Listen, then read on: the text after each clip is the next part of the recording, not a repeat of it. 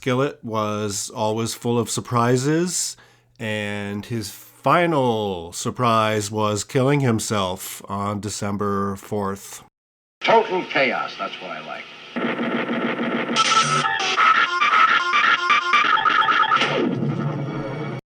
I'm the one who found and reported him to the school that day, said Cole Swanson in a comment on the West Seattle blog. I feel so terrible.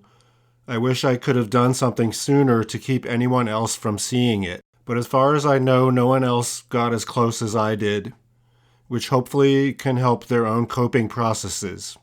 I'm just so sorry. I'm not even quite sure why I'm on here.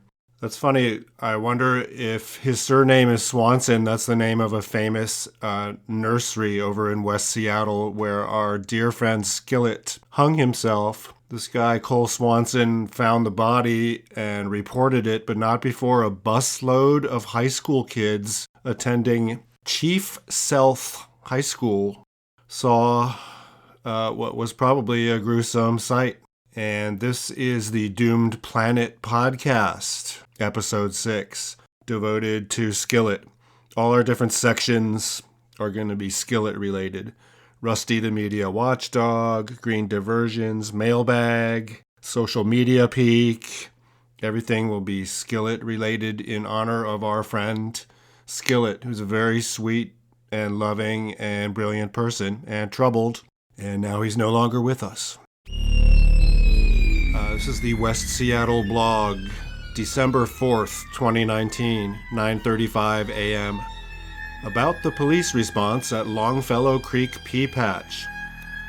Thanks for the tips. Police are at the Longfellow Creek Pea Patch, just east of Chief Sealth International High School, because a body was found there this morning. They described the person as an adult male who is suspected to have died by suicide. A van from the medical examiner's office has just arrived to take the body, which was found behind the Pea Patch's shed. And there's a picture of the van there. It looks like one of those sinister Amazon delivery vans, except it has the King County Medical Examiner logo and this morbid black stripe across the side of the van. In the comments section here, we see, my daughter said several students walking by saw him. She was passing right by as the first police cars came up, and police and staff started sending students further away. Some teachers did bring it up in classes and shared resources.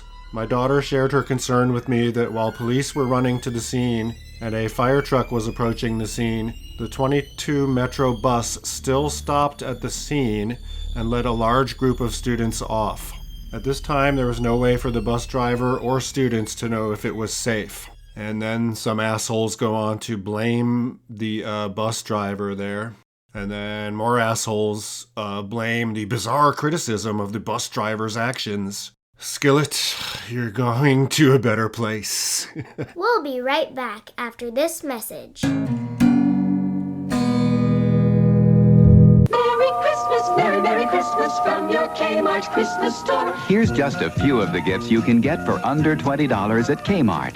A gleaming 4-slice toaster, a handsome time saver, Black & Decker's 3/8 variable speed reversing drill, a cozy cotton slumber bag with polyester fill, or the Conair Pro Baby 1200 watt hair dryer.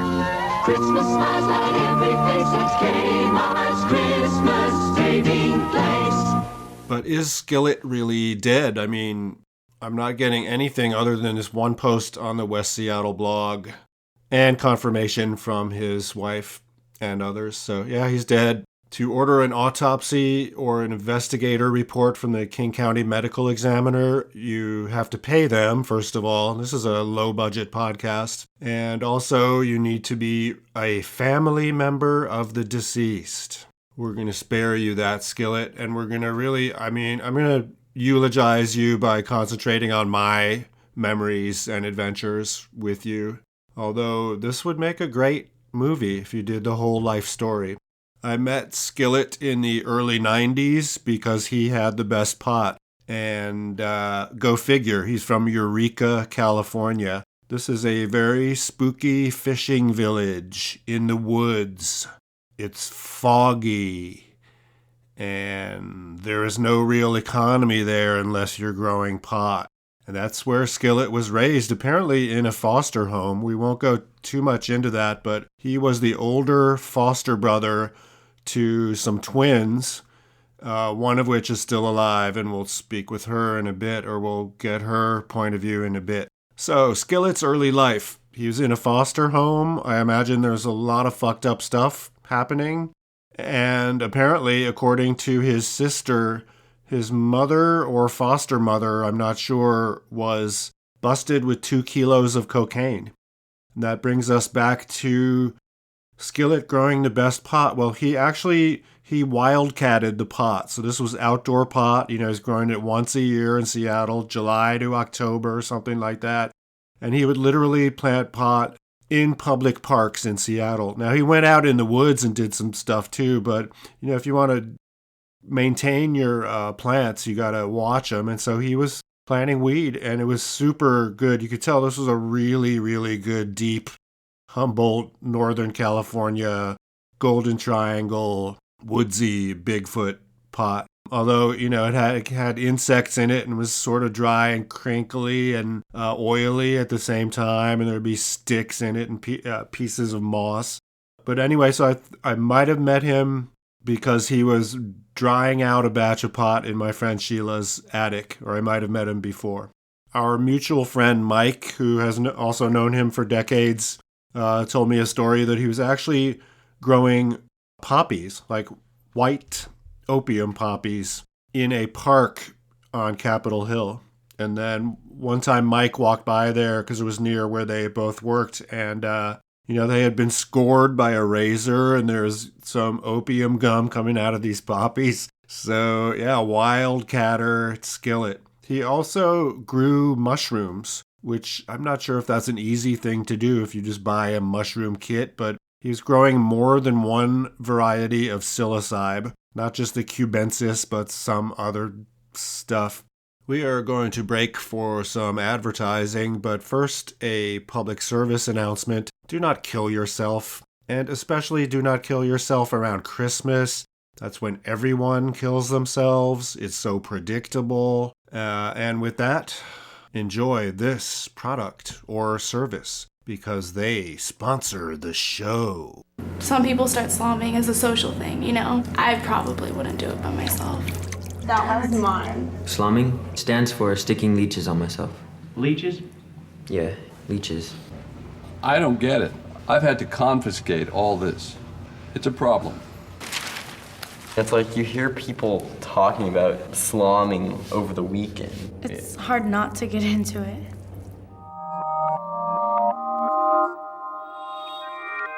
So we talked to Skillit's younger foster sister who had a twin brother that died. I can't say that the information is accurate here, but this is what she told us. She's Patricia. She seems troubled based on her Facebook, and she has family members that they might still be in the Eureka area. So she says, I remember bits and pieces, but we were all together as a family. I, my twin brother, and Scott. And again, Skillit is Scott Gear. It's his legal name. He was my older brother. I was the younger sister, and Michael was my and his younger brother. I was a twin to Michael, so there was only 3 of us that my mom had. In 1974, my mom was busted for 2 kilos of cocaine. And now you know how we went. The family got separated. But 15 years down the road, I met my brother again. I will always remember my brother. I love him as much as he loved me. And we all had good times. It was well loved. We all loved him. His fans loved him. And I'm glad that he did what he could for his life. So then I asked Patricia Gear, Skillit's foster sister, what was the family situation? Is that Scott Gear that I see on Facebook Skillit's real dad? Why the foster home? Scott Gear is his dad's name. He is Scott Gear also. I am Patricia Gear, my twin brother. Okay. My mother's name is Betty Utterback. My uncles are Michael Dennis Richard, and my mom's brothers and our uncles. My aunt is Camellia Utterback. Harmon Utterback is our grandfather who is deceased, and our grandmother is Wanda Sue Utterback. I've never met Scott's dad, but I've met my dad who is deceased. Okay, this is Patricia Gear talking about Scott Skillit Gear. We lived in Humboldt County all together till the age of 5.5. My mother married a cop in Colorado. His name is Gary Holder, and from my life with him and my brother's life with him, he was a child abuser. I will write more later when I get back from giving my son a ride to work. My God. Thank you once again. Please keep in contact. I'd like to go to my brother's memorial or have some of his ashes or something of him that is left. Scott leaves behind 3 nephews and 2 nieces that are my children, Kimberly Gear, Timothy. God, this just goes on and on. I'm sorry, Skillit, there are too many relatives here and I can't confirm any of this. Timothy's last name would have been Gear, but as his father insisted, even though we weren't married, that his last name be Dutit. I've had a lot of tragedy in my life, and my children that I had were adopted out, but they're of age now, and they know who their mother is, which is me, and Scott did know my children. God, that is fucked up, Skillit. One thing that we can say about Skillit, no amount of drugs or alcohol could kill him. And that's the only thing we can fact check here because, we're hoping he's still alive, but we know he's not. And it's fucked up, and we will continue in a moment.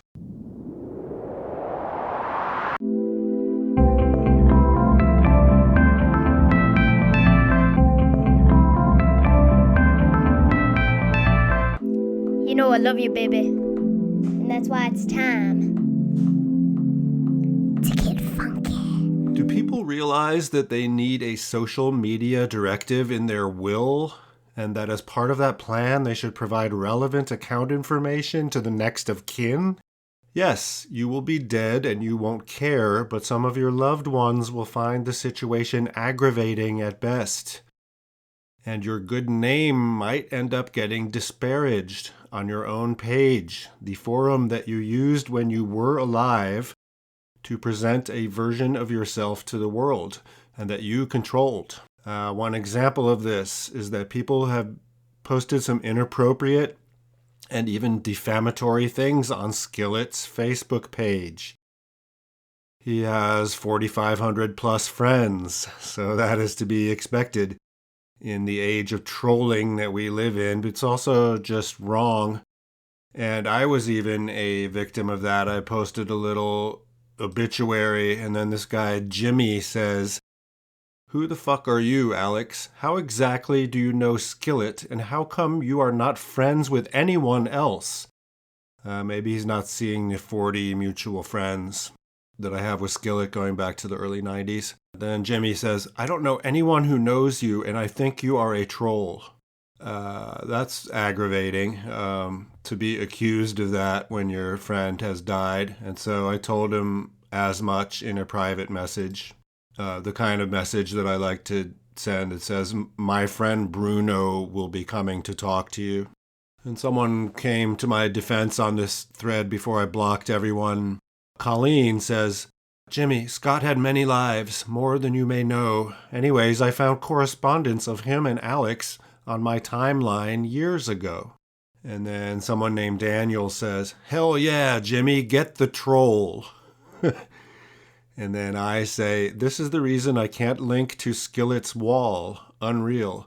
And again, Skillit has his Facebook set so that anyone can post to his wall, which is unfortunate.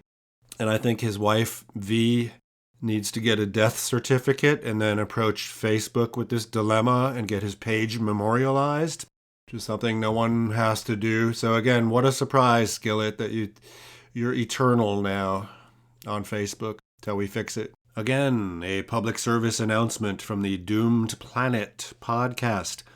Please start using best practices to protect your privacy on social media. I am astounded when I see people post medical information here. Photos of hospital visits, details of diseases and injuries, operations, even charts and x-rays. We have a predatory for-profit healthcare system in the USA, people, and it's not going away anytime soon, regardless of the outcome of the 2020 election. The far right has rigged the Senate and the courts. Do you think the trillion-dollar industry that props up these politicians is going to give up without a prolonged fight? Do you really want them to have your private information about your health so they can monetize it? Now, we want Medicare for all, but it's not going to happen overnight. So these motherfuckers are going to continue to bleed you dry like the satanic leeches that they are. Oh, okay. Sorry, Skillit, if you're listening to this, that was disrespectful to fly off the handle like that. So I just noticed that Facebook seems to know one of my medical conditions and is bombarding me with advertising for that. And I rarely post anything on Facebook that's not just, a link to a news article in one sentence of an opinion about that, and never medical stuff. And that gets us to crowdfunding for Skillit. Skillit's wife, V, is trying to raise some money. God! Dog break. Really? The dogs are going to fucking interrupt Skillit's crowdfunding? We'll be right back.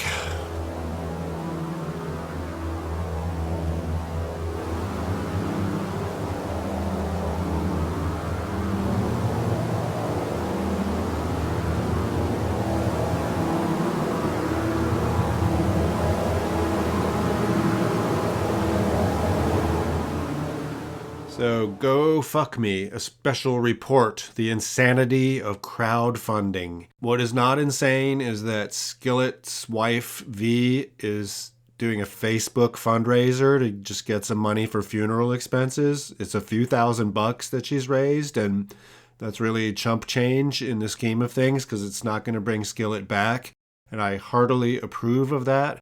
However, I think this crowdfunding system, not only is it abused, but it's a reflection of our sick society. People, especially people needing help for medical conditions. Can you imagine having to crowdfund because you have cancer or something and you can't afford to pay our for-profit healthcare system to help fix you? It's inhumane. So I can understand how an American facing a serious injury or even imminent death would want to set up a crowdfunding page. Maybe to help their families or kids. That's our dysfunctional medical system in action. Even if you do have insurance, you're still likely to owe out-of-pocket costs in this country. And I can understand why someone would set up a crowdfunding page for their art project. I pride myself on working no budget.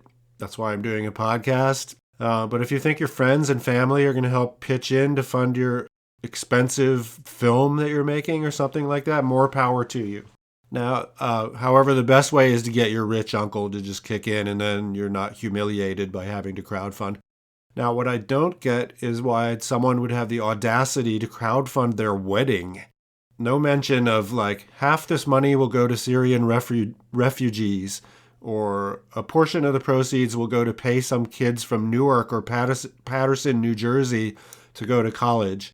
It's just the happy couple is able to cover their own flight and lodging costs. But it is very important to both of them that Maureen's son, Connor, be able to make the trip with them to be part of their wedding as their witness and also document the happy moment as he is a talented photographer. Really? You're asking for money for that? Unreal. So if we talk about the music, I think, I'm a kindred spirit with Skillit because of our love of marijuana and his ability to grow the marijuana. And that's how we first met. But he's also a musician. I remember seeing him in Butt Hut, which is a hard to pronounce but kind of fun name of one of his many bands. I first saw them at the Rendezvous Jewel Box Theater, which is a tiny 40-seat room in the back of what was then a dive bar where you could buy heroin in the bathroom. That was fun. The early 90s. Showed up in Seattle in the late 80s, so he was part of the original music scene. And there's kind of two groups, I think, to that. I'm on the periphery of the second group. The first group is the original Seattle, you could call grunge scene. very small group of people. But by the time people like me got there in the early 90s, a lot of these people were rich and famous rock stars. And so, it wasn't easy meeting them. And it's like, hey, Alex, why don't you be my friend? You're new in town. I'm like, no, and for good reason. They're just kind of were into their own thing, and they had to kind of bubble themselves off. And then the second group of people would be people that were, felt shunted by like this sub-pop group of elitists who are actually very cool, and eventually it would all mix together and everyone would become friends. But at the time, you had to start your own scene. So I think Skillit transcended both of those, the old grunge people and the people from, say, the band The Gits, which is a true crime story that you will never, ever, ever see or hear us cover on this podcast because I know too many of the people involved and it's too horrifying. Yeah, so shout out to Scott. Oh, so I looked him up online and I see he's in a book, I Found My Friends, The Oral History of Nirvana. So the best job I ever had was working at the alt weekly newspaper in Seattle called The Stranger, and lo and behold, Skillit was the circulation manager. And I remember one time I wanted to score some weed, but we had to go to his apartment. And so we drove in the Stranger delivery van, and he's definitely always driving 90 miles an hour if he could. Very unusual driving style. And so we get to his house, and he has these weird mushrooms growing in a cooler. And I don't know, it was odd. And I noticed he had little mini airplane bottles of cognac. He also kind of had those around at the office. So the story of him leaving the Stranger is one of those Skillit stories. Haha. He ran a red light or something in downtown Seattle, and suddenly he was being chased by two cop cars.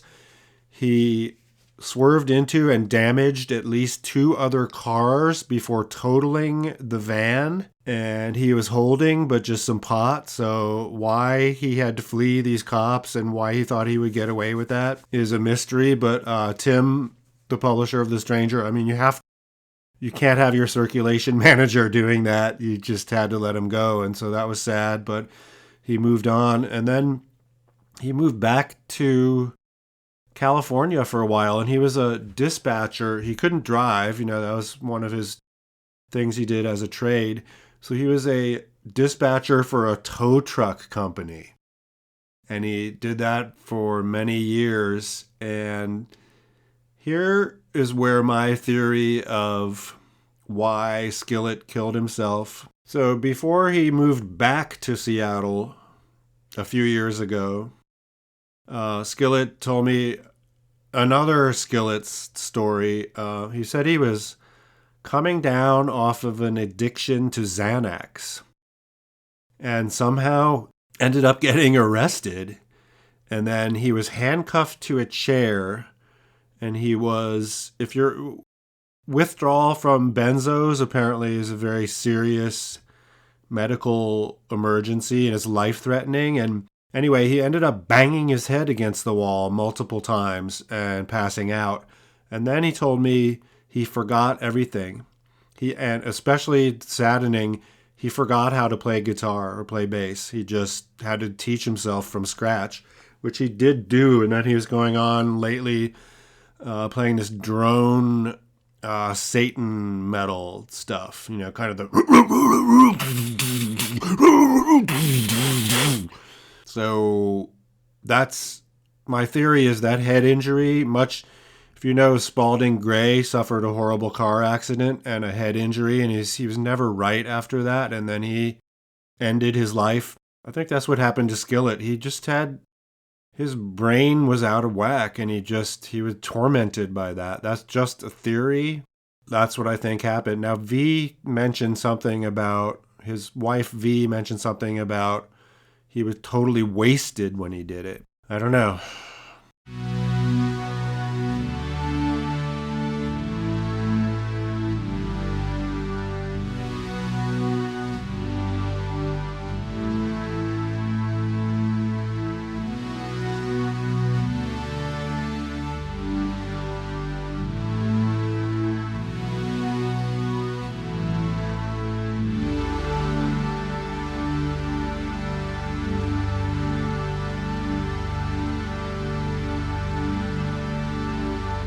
Tragic. But age 53, that's a good run. I mean, let's not fuck around here. That's, until very recently in human history, that would be a long and productive life. You did fuck up, Skillit, and we'll come back to that.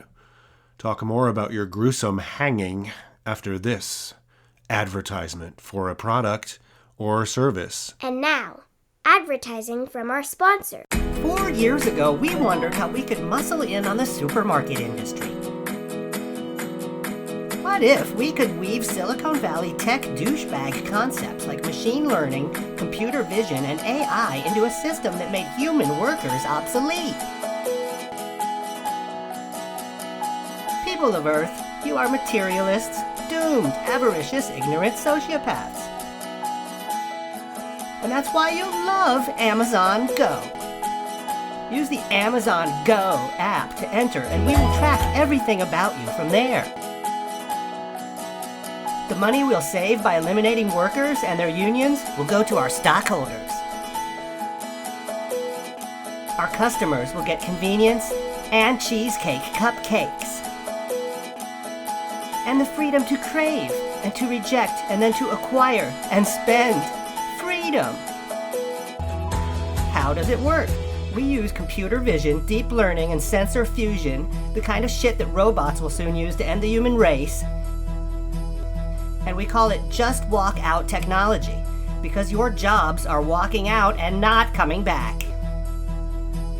And then you can keep going, saving several valuable minutes of your self-important life. Welcome to a future where people interact with their phones, but not with other people. Your data, including intimate biometric information, is now a part of our cloud, suckers. No lines, no checkout, no union, no workers, no future. No, seriously. Our message to the more than 1 million unionized supermarket workers in the USA? Go to hell.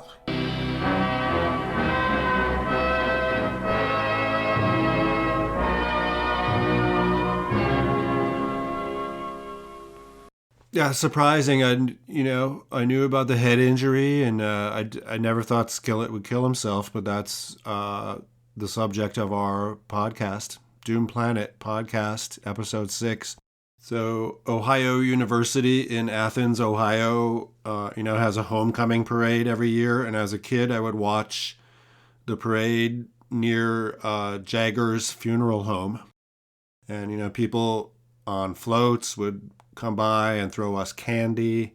And Jamie Jaggers was a childhood friend for a time. He was a cool guy. I think I pissed him off when I bought a bunch of Silver Age Marvel comics that he had inherited from his much older brother, and then I sold them for a lot of money. And I bring up the funeral home because one day this kid, Dorman, killed himself by shooting himself in the heart against the wall in his living room. His younger brother came home and found him. So that was a shock as a kid to hear that gruesome story. And then the day of his funeral at Jagger's funeral home, I was hanging out in front of my house, which was right down the street, being idle, when Lisa started walking toward me. And Lisa was considered the hottest girl in the 8th grade, by me at least. That was a major thing. There were a lot of hot girls in my age in our town. So she asked me where the funeral home was, even though it was like 6 houses up the street. And looking back, I realized that she might have just been being friendly. And if I had not been such a shy and awkward dude, I could have walked with her up the street and gone to the funeral and paid my respects. Not sure what's happening with the Skillit memorial or anything. I'm recording this about 2 weeks after his unfortunate passing. And dude, you could have set yourself on fire and jumped off the Space Needle. You could have gone deep into the woods and blown yourself up with a barrel of dynamite attached to some fireworks. I question, what you did and how you did it. And, dude, so your final choice was stupid, Skillit. But you're a good person. I'll see you up there on the other side. 1, 2, 3, 4. I love you when you talk like that, baby. I love you when you poop like that, baby. To examine Skillit's last days would be really difficult in the pre-internet era, but now that we have Facebook, we can really examine his last days. So here we go, a deep dive into Skillit's Facebook. ASUW Productions presents Nirvana, Tad, Gits with Crunchbird, Saturday, January 6th, 1990, 8 p.m. at the Hub East Ballroom, University of Washington. 4 bands, $4. $4 for University of Washington students with student ID. $6 general public. So another opportunity to see a great show that I missed because I was not interested at the time. And Skillit, of course, was performing with Crunchbird, the opening band. And speaking of Nirvana, Skillit told me that he was addicted to heroin for a time. He was deeply remorseful about that. He just sounded so sad, like, oh, that was my biggest fuck up. You know, and I don't know if any of his 4,500 friends on Facebook are going to like this podcast. I've already gotten trolled. This one guy, Jimmy, he literally posted, beware of Alex. He's trying to collect people's credit card numbers and personal information by pretending to be a friend of Skillit's. And again, as I mentioned, I once again had to direct message him and remind him that my friend Bruno was going to come have a talk with him. And it's funny because Bruno, he's not that tall, of 5'9" or something, but he's like a slab of New York granite. And I don't know, an example would be Russell Wilson, the quarterback for the Seahawks, who is a joy to watch perform. He's not really that big or not that tall. He's 6'1". But if Russell Wilson walked into the room, he would be a presence. He would also be massive. So, yeah, Bruno coming for Jimmy one day, but maybe not. Maybe Bruno is an imaginary friend and not someone I did drug deals with in the 80s. So again, I think Skillit's some friends and family might not like this podcast, but let me uber emphasize that this is just my personal take on Skillit. I don't want to disparage him or glorify some of his decisions. I think it's universally agreed that everyone loved him and that he never had a bad thing to say about anyone, ever. Really, dogs? Right, and then, of course, the dogs would disagree. They hated Skillit. Skillit's last days. October 30th, 2019. Scott Gear is with Dwayne Ash Scholl and 18 others. ISO. Tomorrow is the first anniversary of the marriage to my V-Waz. We are, as you might imagine, quite unconventional and shun tradition. We were married on Halloween by a grumpy wizard in a saloon. We didn't use rings.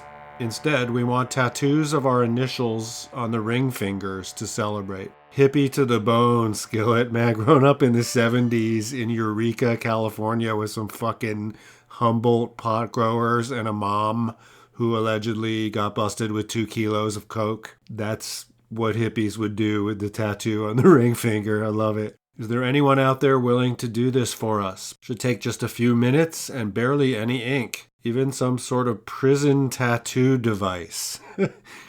Hit me up in PMs. It will be fun. The food bank today. We got all this stuff. Pie. More pie. Some kind of funky chocolate cake. Kefir, but it doesn't look like it's made out of marijuana. Kefir, fool. Oh, kefir. Okay, and that.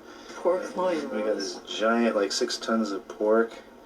We got the chickens, and we got all the yogurts and the cottage cheeses and those whatever those things are. Celeries and the carrots. And all the eggs. And the fingerling potatoes. And the onion. All this and a bit of that, the onion. And got the mac and cheeses and the orange juices and the beans and the soups and the chilies and the things and the whatevers and the tomatoes on the vine. We should order a pizza. And chocolate mousse. We should order a pizza. Oh, and we didn't go and get the rest of the coffee. Oh. Are you taking pictures of me? More than pictures.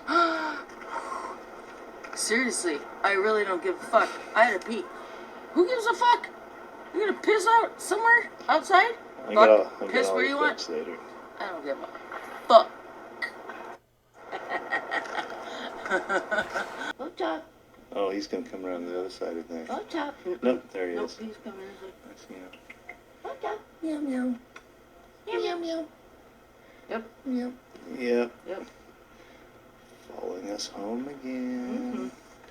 But you're gonna pretend like you just meant to do this, and I'm just being a kitty cat. Oh, I'm just And catting. you're just hanging around. I'm just catting.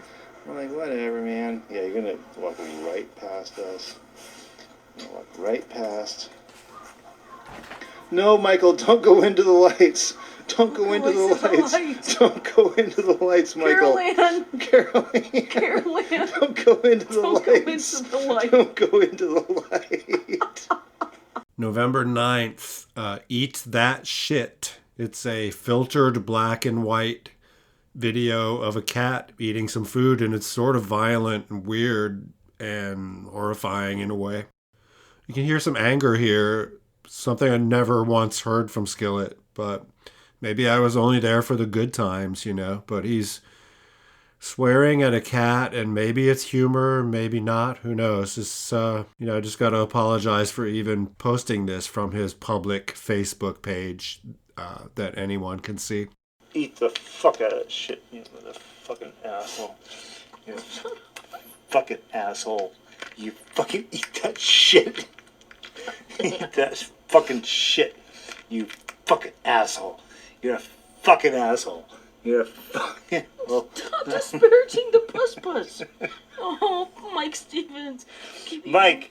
Up top. There you go. Oh, there you go. You know you're all. Don't slow your roll. Slow your roll. You shut your hole. Shut your whore mouth and fill it full of cat food. God damn it. Fuck that shit, man. Look at all the cutlery we have spread out. What the fuck are we gonna do with this? We can cook a lot of foods. We can stab a lot of motherfuckers. Yeah. Puss. Yeah. Mike, up top. Mike, here's a kitty on my knee. There's a kitty shouldn't be on my knee. On my knee. And here comes a car. Here comes a car driving up in the yard. Who's a kitty on my knee? Michael Stevens. There's a kitty on my knee. Michael Stevens. Uh-oh. Are they going to honk? What are they going to do? What are they going to do? Don't stare at him. Yeah, don't look at him. Don't look at him. Yeah. Go on. Doing good. Uh-huh. You see the car going around, because guess what? You can't run into Michael Stevens. That's right.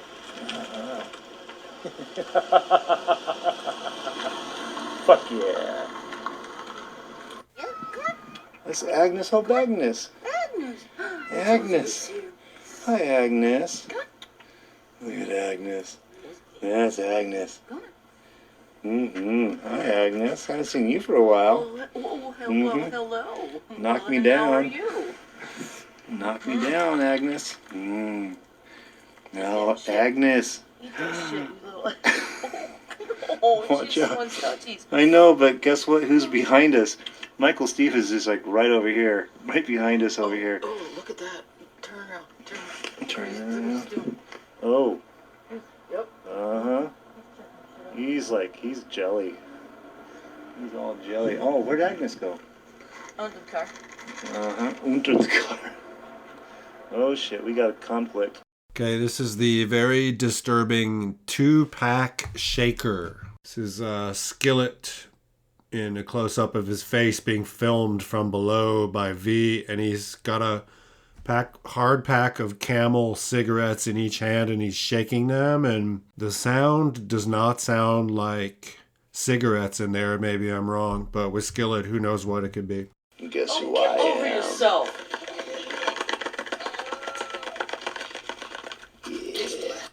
Okay, on December 1st at 5:02 a.m., Skillit posts an illustration. 3 little kids in angel and devil costumes they're looking at a giant goat devil with a bloody claw who is mutilating a Santa Claus. So that gets into how Skillit disappointed me. He never disappointed me once, even in multiple drug deals over the years. But he disappoints me with this because he's fucking depressed around Christmas. Dude, this is a holiday invented by people that believe that a work of fiction from the pre-scientific era should dictate their behavior. It's bullshit, man. So I wish if you were gonna kill yourself, you could have done something cool.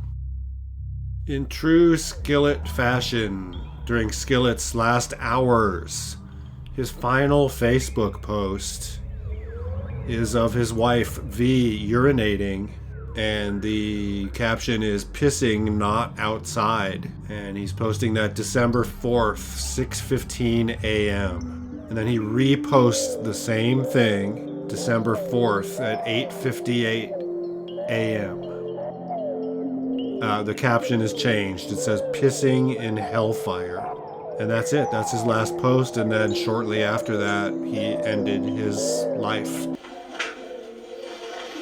How you do that thing? You pissing on a toilet.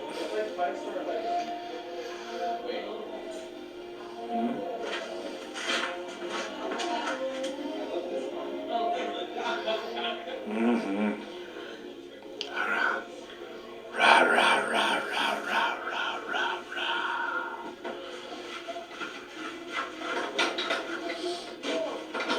They did that toilet paper wrong. Mm-hmm.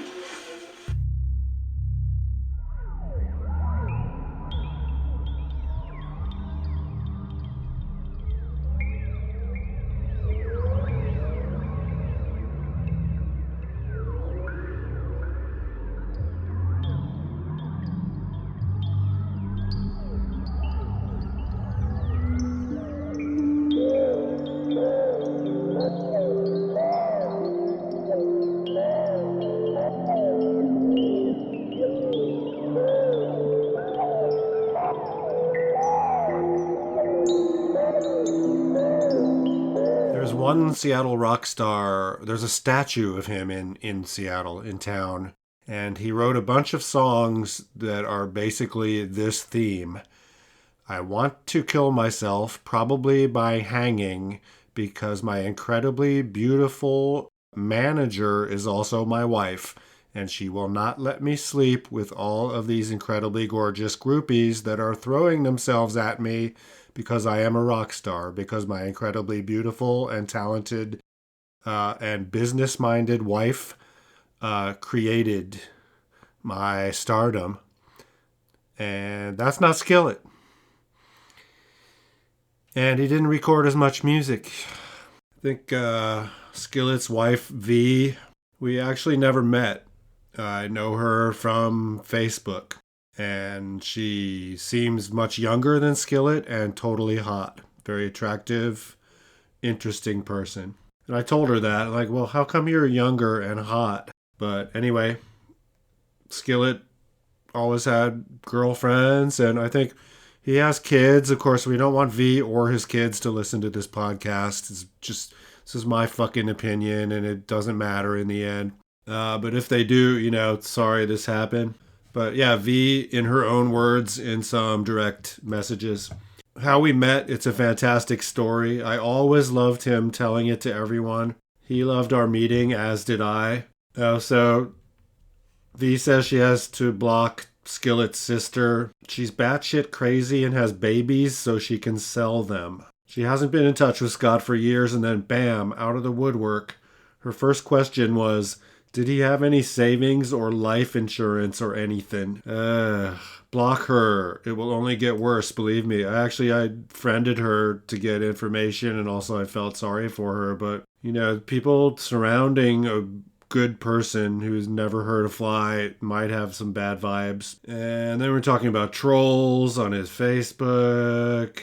The memorial is going to be after the holidays, so after Christmas. And I asked V to write some kind of tribute, but again, maybe, I'm sorry, V, just do that for the memorial, this fucking podcast. We don't need that.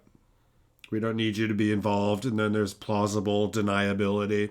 So V said, he and I have been in the same circles for decades. To the last breath, he and I were always flabbergasted that we never met before. Seriously bizarre.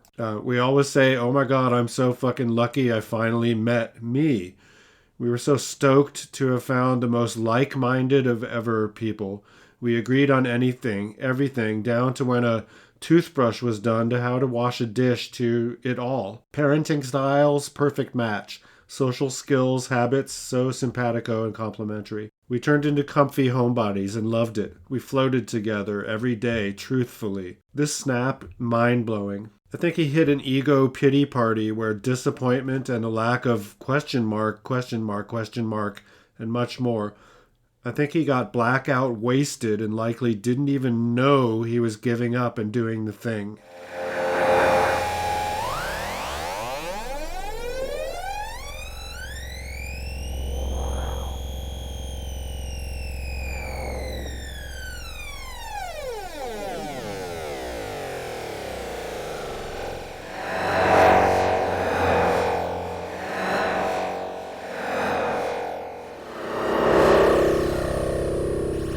You get pissed off when these friends die on you, especially when they take their own life. And then you do a podcast.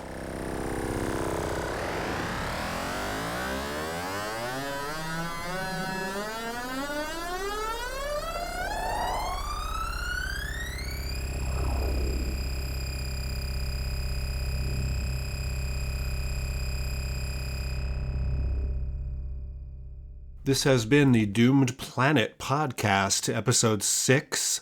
The musical interludes that you heard on this episode were by Skillit. He actually donated some music to me for a project that started out being Bezos Town, a mockumentary about the world's richest man. But that guy, Bezos, is such a fucking dick that my brain would explode if I tried to do a whole project based around him.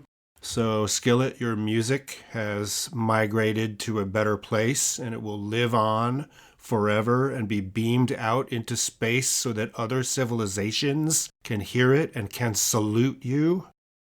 The Doomed Planet podcast is part of the Wild World News Network. You can find more at doomedplanet.com. I am your host, Alex. We are done saluting our dead friend, Skillit. Goodbye. 5, 6, 7, 8. Goodbye, this is